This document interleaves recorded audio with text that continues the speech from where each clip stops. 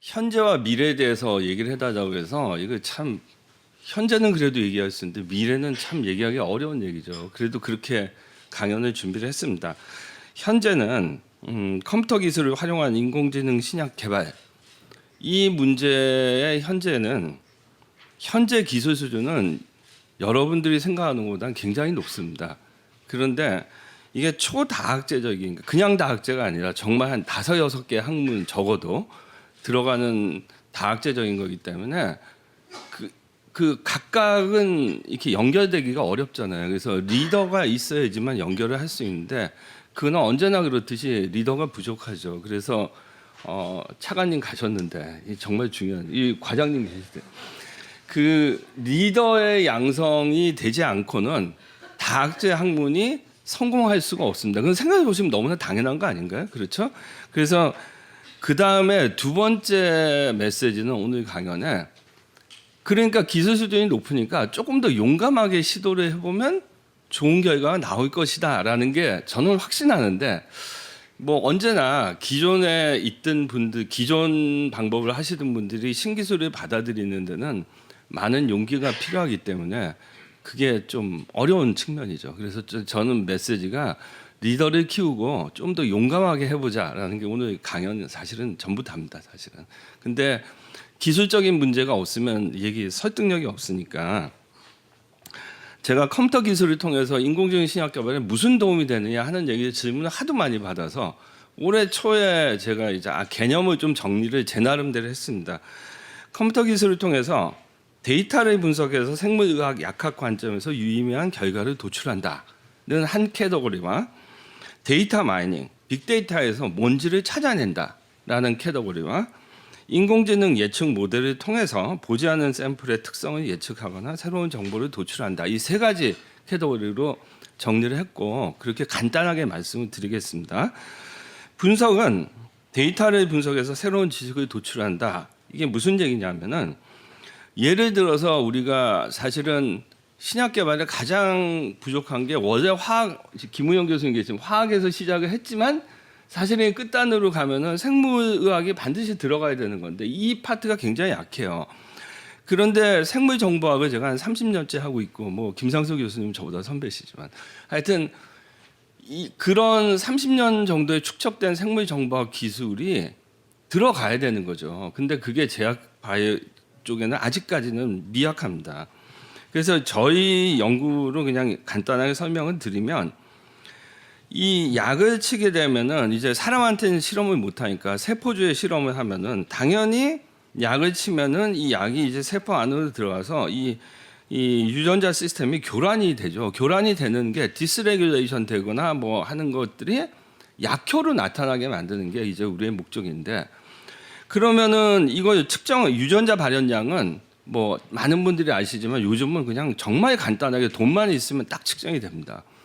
문제는 측정된 유전자들이 다 독립적으로 각각으로 돼 있는 거기 때문에 이게 그거의 관계를 만들어내는 게 굉장히 중요한 것이죠. 그러면은 이 관계의 예를 하나 들어드리면 이게 이제 MCF7 셀이고 이게 지금 맥에서 만든 게 깨져서 죄송합니다. 이쪽이 MCF7 셀이고 이쪽이 유방암에서 이게 소위 얘기하는 3중 음성 유방암의 셀 라인입니다. 그러니까 그 굉장히 어그레시브한 유방암인데 보면은 SHC1 유전자가 이쪽은 업되고 이쪽은 다운돼 있죠. 근데 이 유전자는 약물 저항성과 에이팝토스 세포 사멸에 굉장히 중요한 역할을 하는 유전자입니다.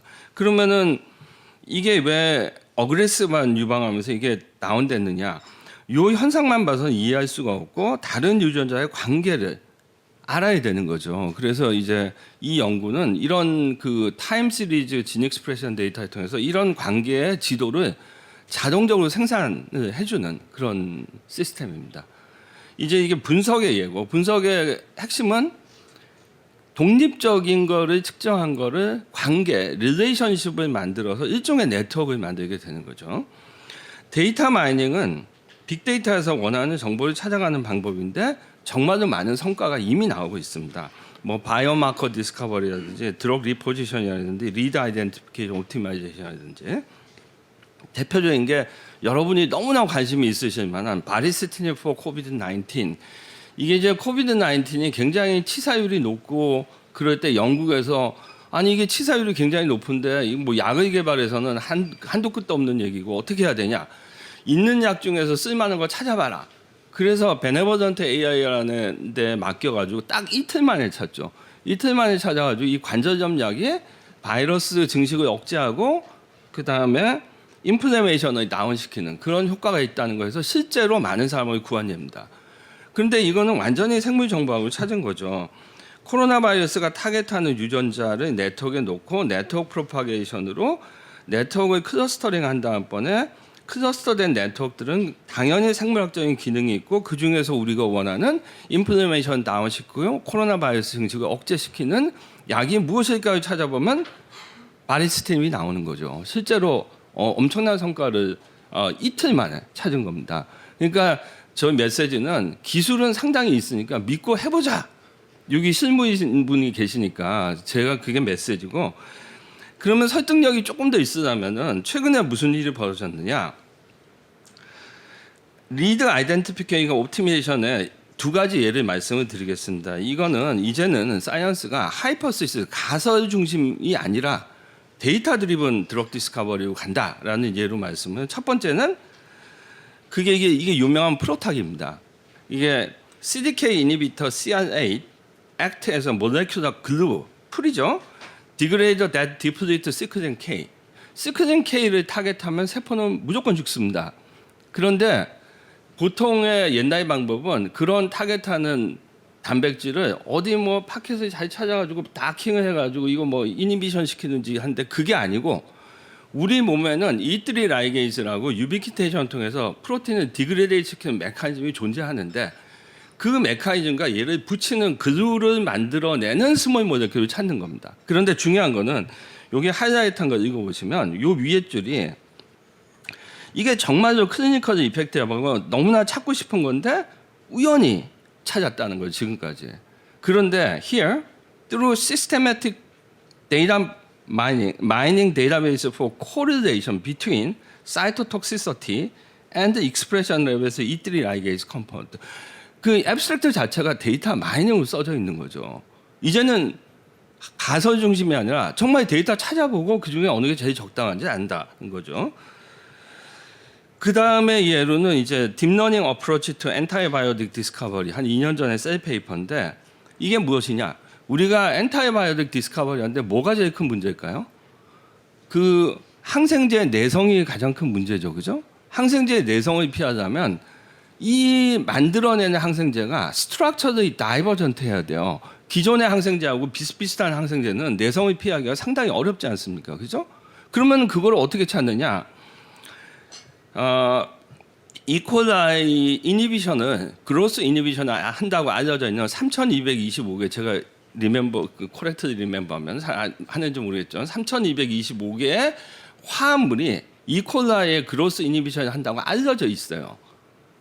그 데이터를 가지고 그래프 딥러닝을 통해서 화합물을 모델링한 다음번에 1억 개가 넘는 화합물들을 다 서치를 해요. 그런데 여기서 중요한 게 있습니다. 왜 그럼 딥러닝이 중요하냐? 딥러닝은 트레이닝하는 데는 시간이 오래 걸리지만 예측하는 데는 정광석화처럼 합니다. 그러니까 개수가 1억 개가 넘어도 그냥 순식간에 다 서치를 해볼 수가 있고 서치를 할 때 컨피던스가 매겨집니다. 그러면 컨피던스 랭킹으로 쫙 나오게 되는 거고 거기 탑 랭크된 모레큘 중에서 그러니까 이건 알려지지 않은 박테리아 그로스 이니비션 모레큘 중에서 이것들을 합성이 가능한지 뭐 이런 여러 가지 팩터를 고려해서 몇 개를 실험해 보면 쉽게 찾았다라는 겁니다. 데이터 마이닝이죠. 있는 거에서 어떻게 하면 빨리 찾을 수 있느냐에 이제 그래프 딥러닝을 쓴 겁니다. 그다음 이제 세 번째 캐터고리 인공지능 예측 모델로 가게 되면은 이제 이게 우리가 인터레스팅한 그런 어프로치인데 아직까지는 성과가 아주 많다고 할 수는 없습니다.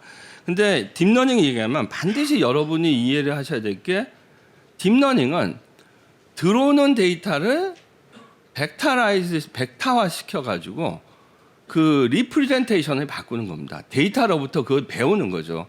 그냥 한마디로 말씀드리면 우리가 데이터가 있으면 옛날에 뭐 통계, 저는 계산 통계학과 나왔는데 통계 데이터 플랫을 딱 그러면 아 이건 정규 분포야라고 하는 것처럼, 그런데 우리가 그런 파라메트릭한 디스트리뷰션 몇 개 없거든요. 근데 데이터가 우리가 통계나 수학에서의 어떤 파라메트릭 디스트리뷰션 안 따르죠. 그거를 데이터로부터 직접 무슨 함수인지는 모르겠으나, 여기서 블랙박스가 된 거야. 무슨 함수인지는 모르겠으나 그걸 벡터라이즈 시키면 해서 데이터로부터 뭔가의 함수를 만드는 거고, 그 결과가 벡터가 되는 겁니다. 근데 또 중요한 건 이 벡터가 문맥을 갖는다는 거. 그게 여러분이 지금 너무나 핫한 챗GPT가 문맥을 배웠기 때문에 다음 단어를 예측하는 것 같은 거죠. 문맥을 배우기 때문에 그 리프레젠테이션이 쓸모가 있는 것이죠. 그 무슨 얘기하냐? 여기 화학 전공하신 김상수 교수님도 계시지만 두 개의 화합물이 있어요. 아무리 화학을 잘하는 사람도 이 두 개의 화합물이 얼마나 비슷할까요? 얼마나 멀까요? 그냥 오히려 좀 더 나가서 그러면은 거리가 얼마냐? 아 이거 땅파질이죠. 이거 어떻게 합니까? 아무리 화학을 잘해도. 그런데 인공지능 모델이 벡터화 시킬 수 있으면, 이건 빅전제입니다. 이게 이제 연구의 핵심인 거죠. 인공지능 하시는 분들이. 벡터화를 시키면 두 개의 벡터 간의 거리가 얼마나 될까요? 두 개의 벡터가 얼마나 가까울까요? 이거는 머신러닝 기계학습 쪽에서 수십 년을 해온 거고 그냥 오토매틱하게 계산이 되는 겁니다. 문제는 이 벡터화 시킨 함수가 데이터를 잘 반영하느냐 하는 문제죠. 예를 들면 그런 것들이, 예를 들어서 이런 케미칼들이 톡식하냐? 그러면은 벡터화를 시키면 장점이, 이 벡터화를 디멘전 리덕션 시켜서 예를 들어서 2차원의 매핑을 했다라고 하면은 우리가 이 화합물을 2차원의 매핑을 해봤는데 운 좋게도 독성이 있는 화합물은 여기 뭉쳐지고 독성이 없는 화합물은 여기 뭉쳐진다. 그러면 자 다시 리멤버, 우리가 그 데이터를 그 들어오는 거를 벡터화 시킬 수 있는 무기가 있어요, 딥러닝에. 그러면은 새로운 몰레큘을 만들었어요.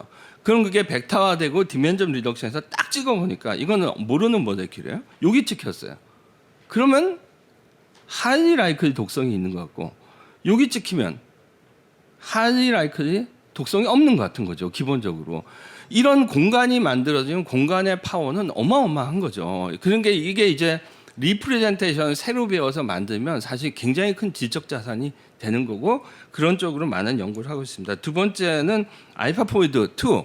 이거는 뭐 너무나 유명해서 잘 아시겠습니다만은, 지금 보시면 2018년에 캐스프 13과 2020년 캐스프 14에서 애큐리시가 증가한 걸 보세요. 와, 어마어마하죠. 그 어마어마한 애큐리시가 증가한 거의 기본은 사실은 바이오인포메틱스의 수십 년 연구한 아미노애시드 코이볼루션이 굉장히 중요한 역할을 합니다. 왜 중요한 역할을 하느냐? 여기 보시면 단어가 이보포머죠. 이보포머가 두 단어의 합성인데 포머가 뭘까요? 트랜스포머. 트랜스포머가 뭘까요? 챗GPT의 핵심 엔진이죠, 그게. 이보는 뭘까요? 이볼루션. 그러니까 아미노애시드 이볼루션을 트랜스포머로 해가지고 포리에이프라고 만든 게 정중앙에 핵심 엔진으로 들어가 있는 것이고, 이것 때문에 이렇게 예측을 한 거와 실험한 게 거의 비슷한 구조로 나오게 되는 거죠. 그래서 보시면 미국에서 그렇게 수십 년을 노력하고 노벨상도 나와서 캐릭터라이즈한 그 단백질의 구조의 개수가 19만 개. 그런데 한 몇 개월 전에, 한 6개월 전에 알파포이드가 릴리즈한 게 2억 개입니다. 그래서 19만이 크냐 2억이 크냐는 얘기를 제가 가끔씩 강연에서 그냥 띄우고 좀 농담 비슷하게 얘기를 하는데, 정말 자 여기서 중요한 거는 빅데이터는 인공지능의 핵심이다. 예스, 맞습니다. 다시 말하면 빅데이터는 인공지능의 핵심입니다. 그런데 세상에 빅데이터가 꼭 존재하는 것도 아니고, 어떤 경우는 빅데이터를 만드는데 어마어마한 돈과 시간이 들어서 우리가 경쟁력이 없죠. 예를 들어서 우리가 중국하고 빅데이터에 무슨 수를 경쟁합니까? 의미 없는 얘기고, 미국하고도 의미 없는 얘기죠. 빅데이터의 어마운트와 기술력이 결합이 되면은 이 정도의 성공을 거둘 수 있다는 거죠. 제가 알파포이드 2를 극찬을 하는 이유는 빅데이터가 아니고 그냥 미디움 데이터를 가지고 성공을 시킨 인공지능의 최고의 작품이라고 저는 생각합니다. 그래서 빅데이터가 중요하지만 너무 빅데이터의 방점을 찍지 말자. 우리는 기술도 키워야 된다. 왜냐하면 우리가 중국을 데이터로 이길 방법은 없다는 거죠, 기본적으로. 그렇다고 해서 데이터가 없이 할 수 있느냐? 그건 아니지만. 넘어가고 이제 뭐 저희 연구 얘기도 섞어 해야 되니까 최근에 저희 그 약사인데 저희 연구실에 들어와서 이제 그 드럭 리포퍼징에 대해서 이제 네이처 커뮤니케이션 현재 퍼블리시가 되고 있는 논문인데 그냥 간단하게 말씀드리겠습니다. 벡터라이즈 시킨다는 게 어떤 의미가 있냐면은 드럭 리포지셔닝은 뭘까요? 여기 드럭이 있고 여기 디지즈가 있어요. 문제는 거리가 굉장히 멀어요. 그래서 날지 그래프라고 드럭과 디지즈 사이에 유전자를 집어넣어 가지고 데이터베이스를 여러 사람이 만들었습니다. 대표적인 게 2021년에 그 발표된 그 스탠포드 레스코백이 만든 저 MSI 네트워크인데 그러면 그 네트워크를 어떻게 활용해 가지고 드럭 리포지션을 할 거냐 하는 논문인데 역시 핵심은 벡터라이즈입니다. 내가 드럭을 벡터라이즈하고 디지즈를 벡터라이즈하는데 아까 말씀드린 벡터라이즈하는 거 핵심이 뭐라고요? 컨텍스트를 배운다. 그게 챗GPT도 그래서 되는 건데 컨텍스트가 드럭과 디지즈의 컨텍스트가 나오도록 만드는 논문이고 그렇게 해서 배우게 되면 여기에 드럭의 벡터와 디지즈의 벡터가 한 공간에 쓰게 되고 벡터라이즈 되기 때문에 이 드럭과 이 디지즈가 얼마나 관계가 있을까? 그는 벡터의 디스탄스로 쉽게 계산이 되는 겁니다. 그게 되느냐 안 되느냐 하는 문제가 핵심인 것이고 뭐 그래서 퍼포먼스는 언제나 좋아야 되는 거니까 그런 거고 그 다음에 최근에 제가 아주 관심 있게 본 논문이 Deep Learning Prediction Patient Response Time Course from Early Data via Neural Pharmacokinetics Pharmacodynamics Modeling. 이게 뭘까요? 약학하신 분들이 너무나 관심은 PK/PD. 간단하게 약을 먹었을 때 혈중에 약의 농도가 어떻게 되느냐 하여튼 그런 측정하는 건데 약을 먹으면 약이 점점점 용량 피 속에서 농도가 감소를 하면서 또 약을 먹어야 되는 거죠. 그죠? 그러면 약을 우리가 아침에 먹고 저녁에 먹어야 되는 이유가 하루만 먹어도 되는 거야. 3번 먹어야 되는 이유가 다 PK/PD 때문에 그런 건데 이게 배우기가 굉장히 어렵습니다. 왜냐하면 약이 디케이 되는 그거를 이제 미분 방정식으로 모델링이 돼 있는 거죠. 그러면은 이제 지금까지 데이터가 이미지 쪽은 아주 혁신적인 성공을 많이 거뒀고 제네틱스 쪽은 이제 많은 것들이 개발되지만 아직 멀리 가야 되고 진짜 어려운 문제 중에 하나가 이런 혈중의 약의 농도를 미분 방정식 학습할 수 있느냐 많은 사람이 하지 않는데 10년 전부터 이제 용감한 연구자들이 논문을 발표하면서 그거 기술을 이용해서 2021년 네이처 머신 러닝에 된다라고 보이는 겁니다. 그 다음에 이제 또 하나는 이제 디퓨닥이라는 건데 Diffusion Steps, Twist and Turns. 이거 역시 MIT가 정말 대단하다고 생각해요. 정말 훌륭한 작품인데 여러분이 너무나 관심 있는 챗GPT가 뭔가요? 생성형 마들, 그죠? 그 생성형 마들의 기본은 구글이 개발한 트랜스포머 기술이 들어가서 문맥을 이해하고 생성을 해내는 겁니다. 그런데 이제 최근에 들어서 디퓨전이라는 생성형 마들이 또 대세가 돼요. 이게 또 대세입니다. 그 대세가 이제 디퓨전이 이미지에는 적용하기가 쉬워요. 시간이 제가 얼마나 되는지 모르지만 하여튼 그러면 이미지에다 노이즈를 넣어가지고 노이즈를 노이징을 할 수 있는 파워를 갖는 모델을 만든 게 목적인데 이거를 모레큘에서 어떻게 적용하냐 하는 아주 훌륭한 논문입니다. 그래서 그 모레큘의 스텝 트위스트 턴스를 디퓨전 마들, 노이즈 마들을 해가지고 만드는 거고 뭐 상당히 잘 작동을 하는 것 같습니다. 저희도 지금 써보고 있고 성과는 아직 뭐 파트너가 실험을 해봐야 되니까. 그러면 이제 또 미래를 얘기해달라고 요청하셔서 미래는 사실 저는 모른다. 미래를 알면 뭐 제가 이거 안 하고 딴 거로 많은 할 일이 많을 거라고 생각되는데 메시지는 이겁니다. 혁신적인 발전이 있을 것으로 기대됩니다. 우리가 용감하고 지도자를 양성하면 그러면 기술의 적용이 빨라지고 혁신적인 연구 성과가 나올 것으로 생각합니다.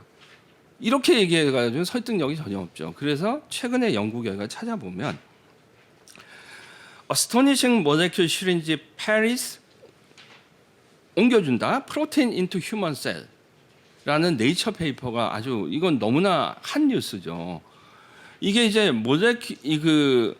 그 박테리아가 호스트 셀에서 이제 그 죽이는데 얘가 멤브레인 있는 걸 레코그나이즈해서 멤브레인을 통과시키는 어떤 네이처럴한 메커니즘이 있는데 그거를 이제 알파포이드 2의 구조를 보고 이 구조의 그 테일 리즌에 딱 구조를 보니까 알겠다라고 돼 있는 거죠. 그래서 이 저자가 뭐라고 했냐? Once we had the image, it was very easy to modify it for our use. 뭐냐면 호스트 박테리아가 호스트로 가는 게 아니라 휴먼 셀로 가게 만드는 걸 디자인한 아주 훌륭한 연구입니다. 이게 바로 알파포이드 2 같은 그런 이거는 알파포이드 2가 전부 다가 아니고 알파포이드 2 같은 어드밴스가 있으면 그걸 잘 이용하면 우리가 생각지도 못한 일들이 벌어진다라는 거고 그런 일들은 수도 없이 많이 벌어지고 있는 거고 그거를 종합을 해서 일을 진행을 하려면 지도자가 있어야 되고 그 다음에 조금 용감해야 된다는 거죠. 기존에 하던 거를 해서 벗어나서 저는 강연을 여기서 마치겠습니다. 감사합니다.